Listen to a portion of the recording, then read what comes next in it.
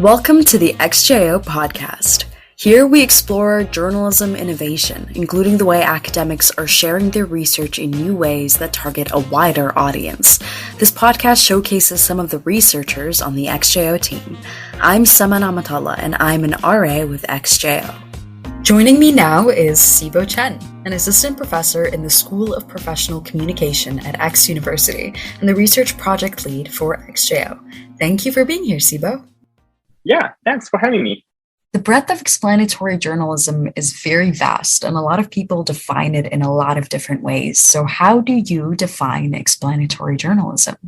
My definition is also very broad. I mean, all kind of journalism texts use some kind of explanatory techniques, right? So even we're thinking about like the earliest formats of, investigative reporting, right? Some of the investigative reporting is covering something unknown, but there are also others trying to, for instance, because I work in the field of science and environmental communication, like lots of, early environmental reporting will have kind of explained, for example, what is climate change and what's the impact. So that's kind of early form.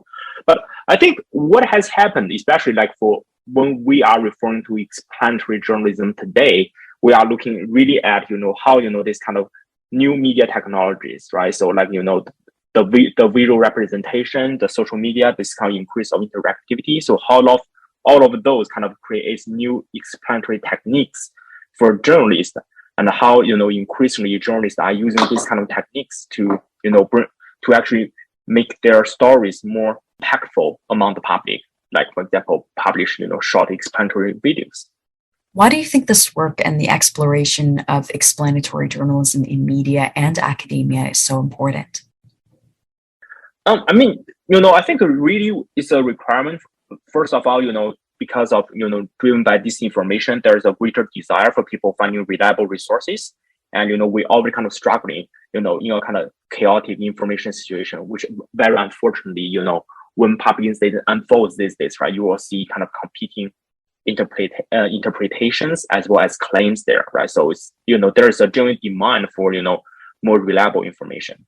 But also just like it's also a general change of habits, right? So I think, especially in newer forms of explanatory journalism, if we, for instance, thinking about, Bloomberg's a program called Quick Take, or if we're thinking about, the video series produced by Vox, so they are more kind of consumable, right? They really fit people's, media consumption habits these days, right? So we enjoy more pictures, we enjoy more kind of infographic, we enjoy more videos, right? So that's makes it even more important these days. Tell me about what you're working on for the XJO project.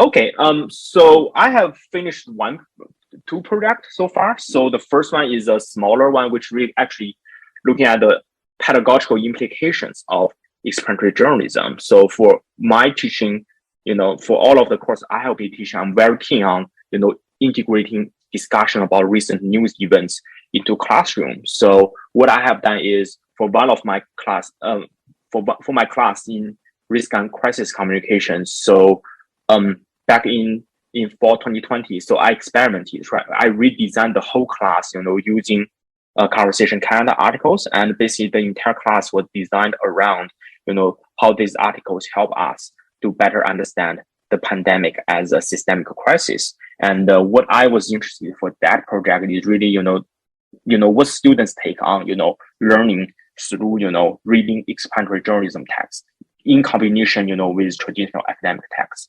And the feedback has been very positive from the students. So that's the first project. The second project, which also kind of being finished, is really kind of compare, Conversation Canada with, other forms of what we consider as independent media, media who do not public owned and who do not kind of use the traditional kind of advertisement-based model. So that is, I think that's also, the key finding from that project is really how this kind of unique model Conversation Canada is following, which, combine traditional journalistic work with academic expertise. So how that has been really provided additional, but as well as meaningful content during the early pandemic stage, right? So those explanatory articles have significantly make Conversation Canada stand out among Canadian independent media. What experiences do you bring to the project that will allow for more insight about explanatory journalism?